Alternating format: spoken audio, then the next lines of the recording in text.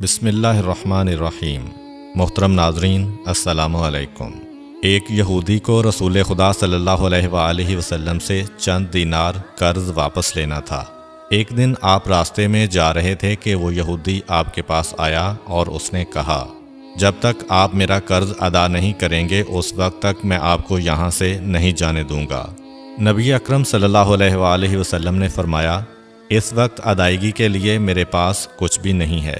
یہودی نے کہا، جب تک آپ میرا قرض واپس نہیں دیں گے میں بھی آپ کو یہاں سے جانے نہیں دوں گا۔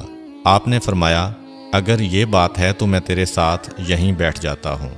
یہ کہہ کر آپ اس کے ساتھ بیٹھ گئے۔ جیسے جیسے وقت گزرتا گیا آپ کے صحابہ وہاں جمع ہوتے گئے۔ جب انہوں نے یہودی کی یہ جسارت دیکھی تو انہوں نے اس کو سزا دینے کا ارادہ کیا۔ آپ نے انہیں ہر طرح کی تادیبی کارروائی سے روک دیا اور فرمایا کہ تم دور چلے جاؤ۔ حکم رسول کے تحت صحابہ دور چلے گئے۔ سورج لمحہ بلمحہ گرم ہو رہا تھا اور اس کی تپش سے آپ کو اذیت پہنچ رہی تھی، یہاں تک کہ آپ کے چہرہ اطہر سے پسینہ بہنے لگا۔ اس کے باوجود آپ نے کسی طرح کے غصہ کا اظہار نہ کیا اور کوئی سخت جملہ نہ کہا۔ آپ سارا دن وہیں بیٹھے رہے اور ظہر، عصر اور مغرب و عشاء کی نمازیں وہیں پڑھیں۔ پھر رات چھا گئی۔ آپ نے رات بھی وہیں بسر کی اور فجر کی نماز بھی وہیں پڑھی۔ صحابہ یہودی کو ڈرانے دھمکانے لگے۔ آپ نے فرمایا، تم اس سے یہ کیسا سلوک کر رہے ہو؟ صحابہ نے کہا، یا رسول اللہ، اس کی یہ جرت کہ آپ کو یرغمال بنا کر اپنے پاس بٹھا لے۔ آن حضرت صلی اللہ علیہ وآلہ وسلم نے فرمایا، اللہ نے مجھے اس لیے نہیں بھیجا کہ میں کسی ہم پیمان یا کسی اور پر ظلم کروں۔ جب دن چڑھا تو یہودی نے کلمہ اسلام پڑھتے ہوئے کہا، اشہد ان لا الہ الا اللہ و اشہد ان محمدً عبدہ و رسولہ۔ میں اپنی دولت کا ایک حصہ راہ خدا میں دیتا ہوں۔ میں نے آپ کو اس لیے نہیں روکا تھا کہ میں آپ کی توہین کروں۔ اس ذریعے سے میں آپ کے پیمانہ صبر کو آزمانا چاہتا تھا، کیونکہ تورات میں میں نے آپ کی یہ صفت پڑھی ہے، محمد بن عبداللہ مکہ میں پیدا ہوگا اور طیبہ کی طرف ہجرت کرے گا۔ وہ تندخو اور سخت مزاج اور بیہودہ گوئی کرنے والا نہ ہوگا اور کوئی جھوٹی بات زبان سے نہیں کہے گا۔ اس طرح سے میں نے آپ کو یہاں رکھ کر اس بات کی تصدیق کی ہے کہ تورات نے بالکل سچ کہا تھا۔ رسول اکرم صلی اللہ علیہ وآلہ وسلم مبعوث برسالت ہونے کے 3 سال بعد تک خفیہ طور پر دعوت اسلام دیتے رہے۔ اس کے بعد اللہ تعالیٰ نے آپ کو حکم دیا کہ آپ کھل کر اللہ کا پیغام پہنچائیں اور لوگوں کو خدا کی طرف دعوت دیں۔ ایام حج شروع ہوئے تو پورے جزیرۃ العرب سے لوگ مکہ کی طرف آنا شروع ہوئے۔ نبی اکرم صلی اللہ علیہ وآلہ وسلم کوہ صفا پر چڑھے اور آپ نے بلند آواز سے فرمایا، لوگو، میں اللہ کا رسول ہوں، تم اللہ رب العالمین پر ایمان لے آؤ۔ لوگ آپ کی طرف متوجہ ہوئے اور انہوں نے تعجب سے یہ اعلان سنا اور سب کی خواہش ہوئی کہ وہ اعلان کرنے والے کو دیکھیں۔ پھر آپ صفا سے اتر کر مروہ آئے اور وہاں پر بھی آپ نے 3 بار یہی اعلان کیا۔ جب ابو جہل نے آن حضرت صلی اللہ علیہ وآلہ وسلم کا یہ اعلان سنا تو اسے سخت غصہ آیا۔ اس نے زمین سے ایک پتھر اٹھا کر آپ کی پیشانی پر مارا، جس سے آپ کی پیشانی زخمی ہو گئی، خون بہنے لگا اور آپ کا پورا چہرہ لہو لہان ہو گیا۔ اس کے بعد تمام مشرکین آپ کو پتھر مارنے لگے۔ نبی اکرم صلی اللہ علیہ وآلہ وسلم مجبور ہو کر کوہ ابو قبیس پر چڑھ گئے اور ایک چٹان کے پیچھے جا کر چھپ گئے۔ مشرکین نے بھی آپ کا تعاقب کیا لیکن آپ انہیں کہیں دکھائی نہ دیے۔ ناکام و نامراد ہو کر انہیں واپس آنا پڑا۔ اسی اثناء میں ایک شخص نے حضرت علی علیہ السلام کو اس واقعہ کی اطلاع دی اور کہا کہ میرا خیال یہ ہے کہ محمد مارے جا چکے ہیں، نعوذ باللہ۔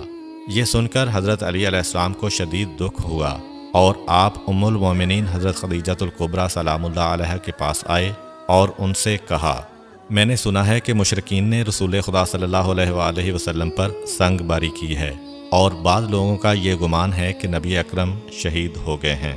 آپ روٹی پانی اٹھائیں اور میرے ساتھ انہیں تلاش کرنے کے لیے چلیں، ممکن ہے ہمیں ان کا کہیں نشان مل جائے۔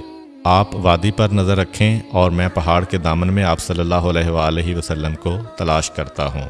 آپ روتے ہوئے آگے بڑھے اور آپ کہہ رہے تھے، یا رسول اللہ، ہمیں جواب دیں، آپ کہاں ہیں؟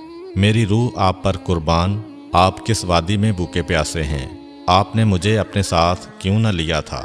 حضرت خدیجہ رو رو کر فریاد کر رہی تھیں، کوئی ہے جو نبی مصطفیٰ کی مجھے خبر دے؟ کیا کسی نے انہیں دیکھا ہے جو مجھے ان کے متعلق بتلائے؟ اس وقت جبریل امین علیہ السلام رسول خدا صلی اللہ علیہ وآلہ وسلم پر نازل ہوئے۔ ان کے پیچھے ملائکہ کی بہت سی صفیں تھیں۔ انہوں نے حضرت صلی اللہ علیہ وآلہ وسلم سے کہا، خداوند جبار نے ہمیں آپ کے فرمان کی تعمیل کے لیے بھیجا ہے۔ اگر آپ چاہیں تو ہم اس قوم کو تباہ کر دیں گے اور ان کا دنیا میں کہیں نام و نشان تک دکھائی نہ دے گا۔ رحمت للعالمین نے فرمایا، میں نبی رحمت بنا کر بھیجا گیا ہوں، میں عذاب و انتقام کا حامی نہیں ہوں۔ پروردگار میری قوم کو معاف کر دے، وہ مجھے جانتے نہیں ہیں۔ جبریل امین علیہ السلام نے حضرت صلی اللہ علیہ وآلہ وسلم سے کہا، خدیجہ سلام اللہ علیہا آپ کو تلاش کر رہی ہیں۔ خدیجہ کے رونے نے آسمان کے فرشتوں کو رلا دیا ہے۔ آپ انہیں جواب دیں، خدا کی طرف سے اور ہماری طرف سے انہیں سلام پہنچائیں اور انہیں جنت کی بشارت دیں۔ نبی اکرم صلی اللہ علیہ وآلہ وسلم نے خدیجہ و علی کو صدا دی اور انہیں اپنے پاس بلایا۔ دونوں شخصیات آپ کی خدمت میں حاضر ہوئیں۔ انہوں نے آپ کی پیشانی پر پٹی باندھی اور گھر لے آئے۔ جب مشرکین کو معلوم ہوا کہ نبی اکرم صلی اللہ علیہ وآلہ وسلم اپنے گھر آ چکے ہیں تو انہوں نے گھر کا محاصرہ کر لیا اور سنگ باری شروع کر دی۔ حضرت علی علیہ السلام اور حضرت خدیجہ سلام اللہ علیہا آپ کا دفاع کرنے لگے۔ جب سنگ باری میں معمولی سا وقفہ ہوا تو حضرت خدیجہ گھر سے نکلیں اور انہوں نے چیخ کر کہا، فرزندان قریش، کیا تم سے حیا رخصت ہو گئی ہے؟ تم اپنے قبیلہ کی معزز اور محترم خاتون کے گھر پر سنگ باری کرنے لگے ہو۔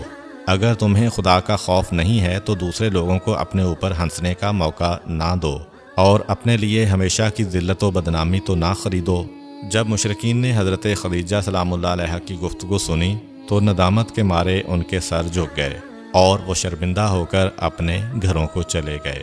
نبی اکرم صلی اللہ علیہ وآلہ وسلم نے دعوت اسلام کا آغاز ان روح فرسا واقعات کے ساتھ کیا تھا۔ آپ پر کروڑوں سلام ہوں۔ آپ نے لوگوں کو گمراہی و ضلالت سے بچانے کے لیے قدم قدم پر تکالیف اٹھائیں اور صدمے برداشت کیے۔ امید کرتا ہوں کہ آپ کو آج کی ویڈیو اچھی لگی ہوگی۔ اگر آپ کو ہماری ویڈیو اچھی لگی ہے تو ویڈیو کو لائک کریں اور مزید اس طرح کی ویڈیوز دیکھنے کے لیے ہمارا چینل سبسکرائب کر لیں۔ ملتے ہیں نیکسٹ ویڈیو میں، اجازت دیجیے، اللہ حافظ۔